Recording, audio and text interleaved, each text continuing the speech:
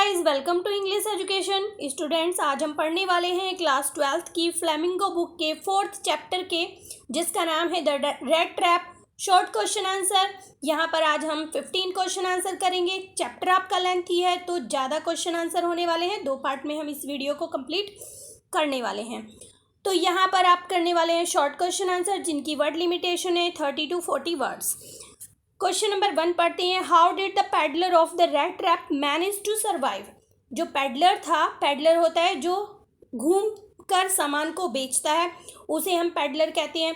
तो यहाँ पर पूछा गया है how did the peddler of red trap को बेचने वाला जो था वो किस तरह से मैनेज करता था अपने आप को सर्वाइव करने के लिए, यानी कि जीवित रहने के लिए वो किस तरह से मैनेजमेंट करता था। He made red trap of wire.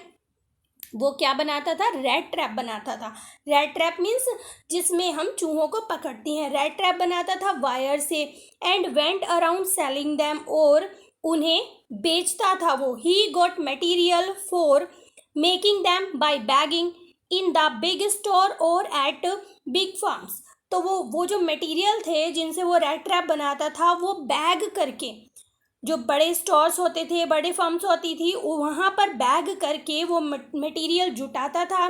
Since his business was not quite profitable, फिर भी उसका जो ये काम था उसे कोई ज़्यादा प्रॉफिट नहीं देता था। ही वुड बैग और steal in order to survive. अब अपने आप को जीवित रखने के लिए वो क्या करता था? वो बैग भी करता था और छोटी मोटी चोरी भी कर लेता था। How did the peddler look? Was he different from the people of his type? Peddler कैसा दिखता था? क्या वो उसकी तरह के जो लोग थे उनसे कुछ अलग तरीके का दिखाई देता था? He was a man with a long beard. उसकी एक लंबी दाढ़ी थी। Dirty, बहुत गंदा सा दिखता था। Ragged, फटे पुराने कपड़ों में वो था। And with a bunch of red trap dangling on his chest, और वो जो है कुछ रेड ट्रैप्स लिए हुए होता था जो वो अपनी चेस्ट के ऊपर वो ऐसे लटका के रखता था। हिज क्लोथ वर रैग, उसके जो कपड़े होते थे वो बिल्कुल फटे चिथड़े होते थे। हिज चिक्स वर संकन, उसके जो गाल थे वो धसे हुए थे। And hunger gleamed in his eyes, और जो भूख थी वो उसकी आंखों में चमकती रहती थी। No, he looked like the way people on his type usually did. नहीं, वो कैसा दिखता था? वो ऐसा ही दिखता था जैसे कि उस तरह उसके तरीके के और लोग दिखते थे। देखिए, फिर पूछा गया है why did the peddler think of the world as a rat trap. जो पैडलर था वो इस संसार को रेड ट्रैप की तरह क्यों सोचता था कि ये संसार रेड ट्रैप है? What become his cherished pass time, और उसे खुशी देने वाला वो पास टाइम क्या होता था उसके लिए? The world had never been kind to the peddler. जो पैडलर था, रेड ट्रैप सेलिंग करने वाला था, उसके लिए ये संसार बिल्कुल भी काइंड नहीं था। So he got usual joy to think ill of the world, इसलिए वो उसे भी खुशी मिलती थी जब वो संसार के बारे में बुरा सोचता था। His pastime was to think of people he knew who had let themselves be caught in the dangerous snare of the world. अब वो क्या, उसका पास टाइम क्या था? वो ये सोचता रहता था और खुश होता रहता था उन लोगों को जिन्हें वो जानता था, जो उसके ऊपर दया नहीं दिखाते थे, कि वो जो है वो जो डेंजरस रेड ट्रैप है, यानी कि वो संसार को रेड ट्रैप कहता था, वो भी उसमें फंस जाएंगे। End of others who were still circling around the bat. मतलब वो क्या सोचता था कि कुछ लोग जो हैं उस रेड ट्रैप में फंस गए हैं। यहाँ पर देखिए, बैट का मतलब है चारा, और कुछ उन लोगों के बारे में सोचता था कि जो उस रेड ट्रैप के चारों तरफ घूम रहे हैं, यानी कि सर्कल बनाकर उसमें घूम रहे हैं, और वो अभी भी उस जाल में नहीं फंसे हैं। तो देखिए, सीधी सी बात यहाँ पर ये है कि जो पैडलर था वो लोगों के बारे में बुरा ही सोचता था, और वो ये सोचता था, बहुत खुश होता था उन लोगों को देखकर जो फंस चुके हैं या कुछ फंसने वाले हैं, और जो कुछ सर्कल कर रहे हैं उस रेड ट्रैप के चारों तरफ। ये पूरा आपको समरी को पढ़ने के बाद अच्छे से समझ में आएगा। अगर आपने समरी को नहीं पढ़ा है तो डिस्क्रिप्शन बॉक्स में आपको लिंक मिलेगा, वहाँ से आप समरी को रीड कर सकते हैं। इंटरेस्टिंग चैप्टर है ये काफ़ी। The old man was just as generous with his confidence as with the porridge and tobacco. With personal information did he permit to his guest. तो देखिए यहाँ पर एक ओल्ड मैन था, वो बहुत जेनरस था और वो जो है बहुत ही कॉन्फिडेंस के साथ उसे दलिया देता है, तंबाकू देता है, खिचड़ी देता है, तंबाकू देता है और अपनी पर्सनल इंफॉर्मेशन भी शेयर करता है। किसके साथ? उसके इम्पार्ट मतलब अपने गेस्ट के साथ। अब गेस्ट कौन था यहाँ पर? वही पैडलर गेस्ट बन के ओल्ड मैन के पास जाता है, यानी कि वो वहाँ पर उससे शेल्टर मांगता है और जो ओल्ड मैन होता है वो अकेला होता है और उसे वो शेल्टर दे देता है। अब वो उसे अपना गेस्ट समझता है, उसकी वो आवभगत करता है। ठीक है, देखिए the old man told his guest that in his days of prosperity he had been a crofter of Ramsjo iron milk. अब वो जो ओल्ड मैन था वो कभी रामजो आयरन मिल एक आयरन वर्क था, वहाँ पर वो एक क्रॉफ्टर हुआ करता था। एक पद है ये कंपनी में, तो वो एक क्रॉफ्टर हुआ करता था। तो वो बताता है अपने गेस्ट को उसकी प्रॉस्पेरिटी के बारे में कि जब वो एक क्रॉफ्टर हुआ करता था। Then he worked on a land, वो कहता है कि तब वो बहुत कठिन परिश्रम करता था, लैंड पर काम करता था। Now he was unable to do physical work, और वो ये भी बताता है कि अब वो फिजिकल वर्क तो कर ही नहीं सकता है। His cow supported him now, और उसके पास एक गाय है जो उसे अब सपोर्ट करती है। He supplied her milk to the creamery every day, और वो कहता है कि वो उसका दूध हर रोज क्रीमरी में सप्लाई करता है। Last month he had received 30 kronor, kronor यहाँ पर करेंसी बताई गई है, क्रोनोर इन पेमेंट, और वो बताता है कि उसके दूध को बेचकर उसे पिछले महीने 30 क्रोनोर मिले थे। तो ये सारी इंफॉर्मेशन जो है ओल्ड मैन पैडलर को देता है। Where had the old man put his money, when did he hold it up before the eyes of his guest, and what did he do later on. तो यहाँ पर question है कि वो जो ओल्ड मैन था वो अपने पैसे को कहाँ पर रखता है, क्यों उसने उस गेस्ट के सामने उन पैसों को रखा, उन्हें दिखाया उसे, and what did he do later on, और उसने उसके बाद क्या किया। The man had put his money in a leather pouch, अब उस ओल्ड मैन ने अपनी मनी को एक लेदर पाउच में रखा, विच हंग ऑन द नेल, जो कहाँ पर लटका हुआ था, वो एक कील के ऊपर लटका हुआ था। इन द विंडो फ्रेम, मतलब एक विंडो थी, विंडो में एक कील लगी हुई थी, वहीं पर उसके जो पैसे थे वो 30 क्रोनोर थे, वो उसने एक लेदर पाउच में रखे हुए थे। He picked out 3 wrinkled 10 kronor bill for his guest to see as he has seem sceptical. देखिए तो वो क्या करता है, वो जो रिंकल है टुड़े मुड़े से वो रुपए रखे हुए थे उनको निकालता है, अपने गेस्ट को दिखाता है, और वो उसे मतलब ऐसे दिखाता है, बहुत संशय में था वो उस टाइम, मतलब जैसे बहुत ही बड़ी उलझन सी में हो, और वो उसे वहाँ पर पैसे दिखाता है। Then he stuffed them back into the pouch, और फिर वो उसे उस पाउच में रखता है और वहीं पर रख देता है। तो देखिए यहाँ पर क्वेश्चन जो है बिल्कुल क्लियर हो जाता है। यहाँ पर जो ओल्ड मैन था उसके पास 30 क्रोनोर होते हैं, वो अपने गेस्ट को यानी कि पैडलर को दिखाता है, और फिर बाद में वो क्या करता है, मतलब वो दिखाता है उसे एक लेदर बैग से जो एक कील के ऊपर टंगा हुआ था विंडो फ्रेम में, और फिर वो जो है वो जितने भी पैसे थे वो उसे दिखाता है, वो 3 क्रोनोर थे, और फिर वो उन्हें वापस वहीं पर रख देता है। नेक्स्ट क्वेश्चन है, the next day both man got up in good season, why, who are the man, and what did they do after getting up. तो देखिए अगले दिन क्या होता है, अगले दिन अब बोथ मैन की बात बताई गई है, वो दोनों उठते हैं अच्छा सा सीज़न होता है। और आगे पूछा गया है कि वो दोनों मैन कौन थे, किसके बारे में बात की जा रही है, और वो उठने के बाद क्या करते हैं, तो दोनों की बात की जा रही है, यानी कि उस ओल्ड पर्सन की बात की जा रही है, ओल्ड मैन की बात की जा रही है, और जो पेडलर था उसकी बात की जा रही है।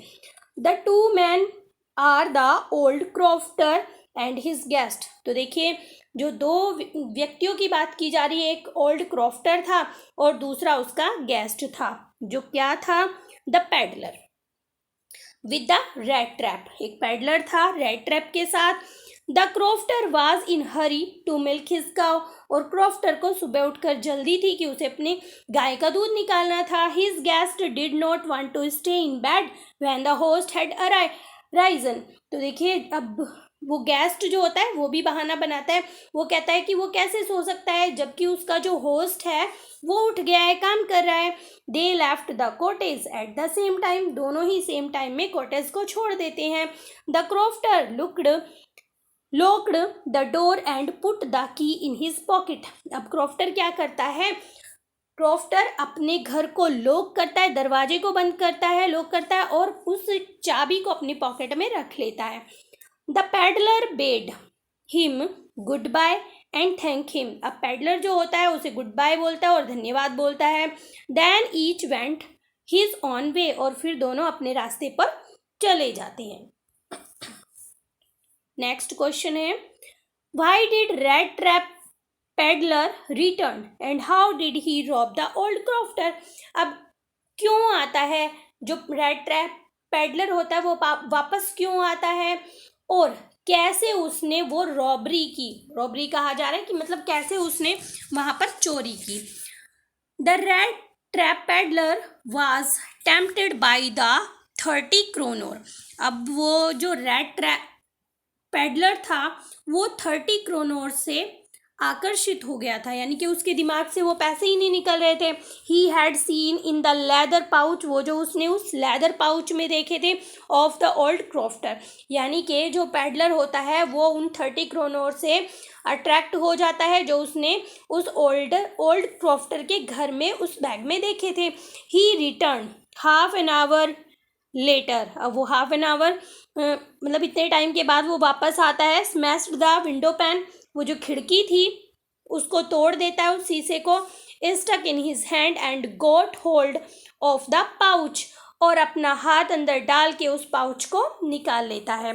He took out the money and thrust it into his own pocket. अब वो उस पैसे को ले लेता है और अपनी पॉकेट में रख लेता है। दस ही रॉब द ओल्ड क्रॉफ्टर। इस तरह से वो उसे रॉब्ड कर लेता है, चुरा लेता है उसके पैसों को। नेक्स्ट क्वेश्चन है, how did the peddler feel after robbing the crofter. अब पेडलर जो होता है वो किस तरह का फील करता है क्रॉफ्टर को रॉबिंग करने के बाद।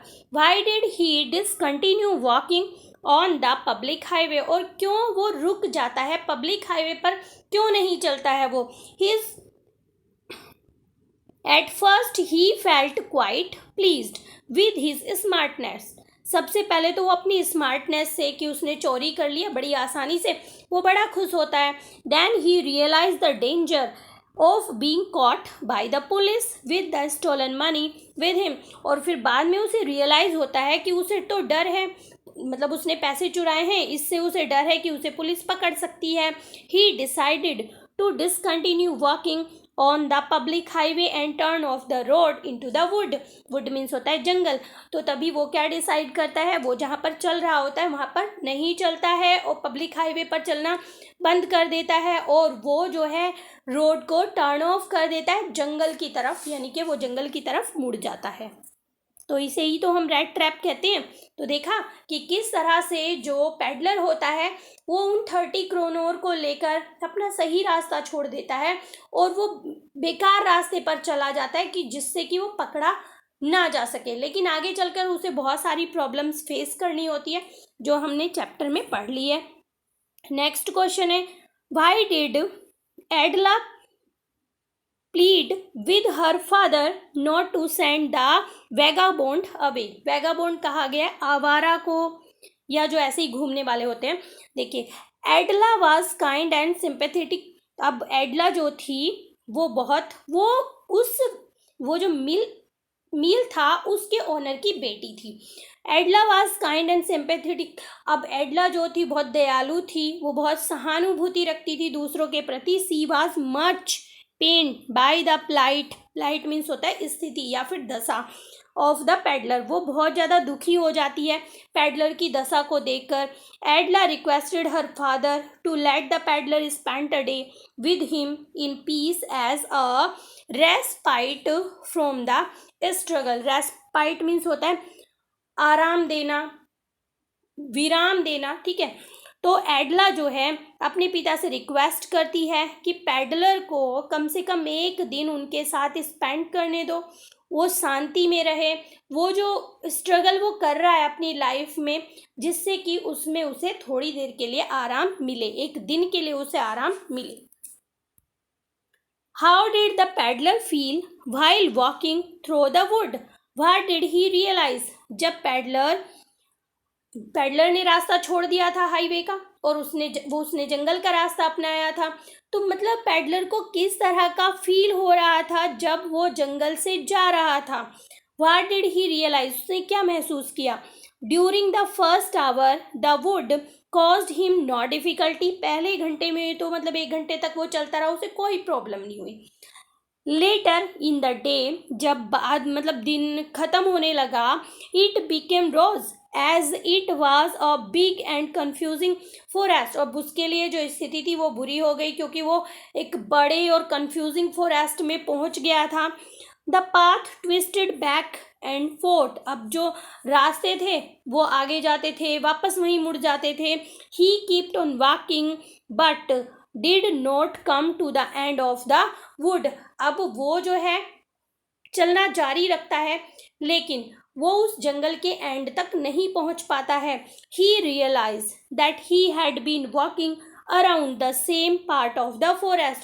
और उसे फिर रियलाइज होता है कि वो इस जंगल के एक ही पार्ट में घूम रहा है।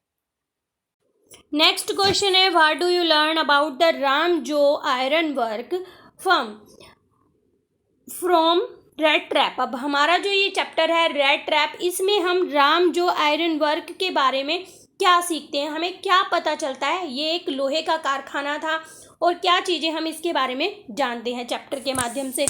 The Ramsjo iron work use to be a large plant with smelter, rolling mill and forge. Forge means होता है भट्टी। तो ये जो रामजो आयरन वर्क था, इसमें बड़े बड़े प्लांट जो हैं वो यूज़ होते थे, स्मेल्टर यूज़ किए जाते थे लोहे को पिघलाने के लिए, रोलिंग मिल और फोर्ज, ये सारी चीज़ें होती थी। इन द समर, अब गर्मियों में वहाँ पर क्या माहौल होता था? In summer time long lines of heavy loaded barge. Barge means होता है नाव और स्काउज मीन्स भी नाव होता है। स्लाइड डाउन द कैनल, अब ये जो है पूरी तरह से लोड कर दी जाती थी, नाव थी, इनको फिर कैनल मीन्स होता है नहर, फिर इन्हें जो है नहर में छोड़ दिया जाता था। इन द विंटर के समय में क्या होता था? The road near the mill के पास की जो सड़कें होती थी वर ब्लैक फ्रॉम चारकोल डस्ट, वो चारकोल से पूरी काली हुई रहती थी। तो इस तरह से हमें ये सारी चीज़ें रामजो आयरन वर्क के बारे में पता चलती हैं चैप्टर के माध्यम से। Why did the blacksmith fail to notice the entry of the peddler in the forge?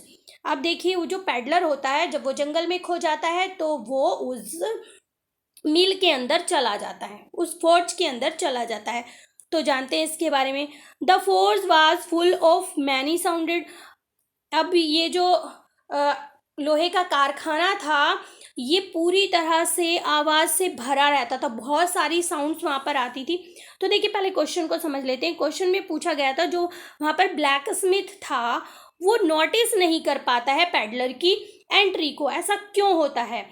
तो जो फोर्ज था, कारखाना था लोहे का, वो पूरी तरह से आवाज़ों से भरा हुआ रहता था। कौन कौन सी आवाज़ें वहाँ पर आती थी? The big bellows groan and burning coal cracked, तो जब जो लोहा था उसे पिघलाया जाता था तो जो बैलोज थी उनकी साउंड आती रहती थी, जो कॉयल होता था जलते हुए वो क्रैक होता था उसकी साउंड आती रहती थी। जो फायर बॉय था वो चारकोल को डालता रहता था कहाँ पर, इनटू द मो का मतलब है यहाँ पर प्रवेश द्वार। जो फर्नेस थी, जो भट्टियाँ थी उसके प्रवेश द्वार में डालता रहता था, यानी कि भट्टी में वो चारकोल को डालता रहता था with great deal of clatter, मतलब एक अजीब सी साउंड होती रहती थी, क्लैटर क्लैटर की साउंड होती रहती थी। और ये सारी साउंड जो है वहाँ पर चलती रहती थी। अभी तक तो हमने यहाँ पर जाना कि वहाँ पर बहुत सी साउंड होती थी, तो बेलोज की यहाँ पर साउंड होती है, जलते हुए कोयले की यहाँ पर साउंड आती है, और जो लड़का होता है जो चारकोल को फर्नेस में डाल रहा होता है, ये सारी आवाज़ें वहाँ पर आती रहती हैं। अ वाटरफॉल रोड आउटसाइड, और वहीं पर एक वाटरफॉल है जिसकी आवाज़ आती रहती है। Sharp north wind made a rain strike on the brick tiled roof. अब जो शार्प नॉर्थ विंड है और उसके साथ जो बारिश है वो ब्रिक टाइल्ड रूफ के ऊपर साउंड करती रहती है। Due to all this noise, इन सभी आवाज़ों की वजह से the blacksmith fail to notice the peddler's entry, तो इस वजह से जो ब्लैक स्मिथ है वो फेल होते हैं पैडलर की एंट्री को नोटिस करने में। The blacksmith glanced only casually and indifferently at the intruder, intruder means होता है आवारा। What prompted them to do so, मतलब ऐसी क्या चीज़ थी जो ब्लैक स्मिथ से उन्होंने कैजुअली ही देखा, जैसे कि हर रोज़ ये चीज़ें होती हों। यूजुअली पुअर वैगाबोंड्स भी ऐसे ही कहीं से आ जाने वाले, इधर उधर से घूमने वालों को कहा जाता है। Usually poor vagabonds without any better shelter for the night, जिनके पास कोई अच्छा शेल्टर नहीं होता है नाइट के लिए। Felt attracted to the forge, वो जो है उस कारखाने की तरफ अट्रैक्ट हो जाते थे by the glow of light which escaped through the sooty panes. Sooty panes होता है यहाँ पे जो शीशे वाली खिड़कियाँ होती थी, तो उससे वो देखते थे कि लाइट का ग्लो आ रहा है, उससे वो अट्रैक्टेड हो जाते थे। They came in to warm themself in front of fire, और वो अपने आप को गर्म करने के लिए फायर के सामने वहाँ पर आ जाते थे। The intruder looked like other people of his type usually did, और वो भी उन्हीं की तरह लग रहा था, जो दूसरे लोग थे वहाँ पर आते थे वो भी बिल्कुल वैसा ही लग रहा था, तो इसलिए जो ब्लैक स्मिथ्स होते हैं वो उस पर ध्यान नहीं देते हैं। नेक्स्ट क्वेश्चन पढ़ते हैं। What did the trap ask, यहाँ पर ट्रैप, पैडलर और इंट्रूडर सब पैडलर को ही कहा जा रहा है, जो रेड ट्रैप सेलर है उसको कहा जा रहा है, उसको इतने सारे नामों से जाना गया है। तो what did the tramp ask was his request granted, what did he do then, तो ट्रैम्प ने क्या कहा, क्या उसकी जो उसने रिक्वेस्ट की उसे अनुमति मिली, और उसने फिर क्या किया। The tramp ask permission to stay, उसने वहाँ पर ठहरने के लिए परमिशन मांगी। The black smiths hardly design to look at him, और जो ब्लैक स्मिथ से उन्होंने मुश्किल से ही उसकी तरफ ध्यान दिया। The master blacksmith nodded a haughty constant without uttering a word, haughty means होता है गर्व से या अभिमानित होते हुए। तो जो मास्टर ब्लैक स्मिथ था, वहाँ पर और भी ब्लैक स्मिथ थे जो काम कर रहे थे, लेकिन जो मास्टर था उसने मतलब गर्व से अपना सिर हिला दिया, हाँ के लिए उसने बोल दिया, लेकिन उसने कोई शब्द नहीं बोला। The tramp too did not say anything, और जो ट्रैम्प था यानी कि जो पैडलर था उसने भी कुछ नहीं कहा। He had come there only to warm himself and sleep, उसे तो केवल वहाँ पर अपने आप को थोड़ा गर्म करने के लिए या सोने के लिए आना था।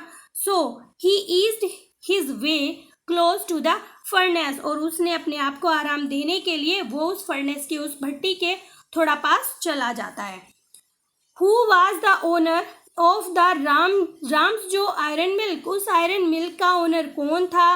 Why did he come to the forge that night, और वो उस कारखाने में उस रात क्यों आया था। The owner of that mill was very prominent iron master, वो बहुत ही प्रोमिनेंट मीन्स होता है प्रसिद्ध, वो बहुत ही प्रसिद्ध आयरन मास्टर था। His greatest ambition was to ship out good iron to the market, और उसकी इच्छा थी कि वो सबसे अच्छा आयरन मार्केट में सप्लाई करे। He insisted on quality and keep a watch on the work both night and day.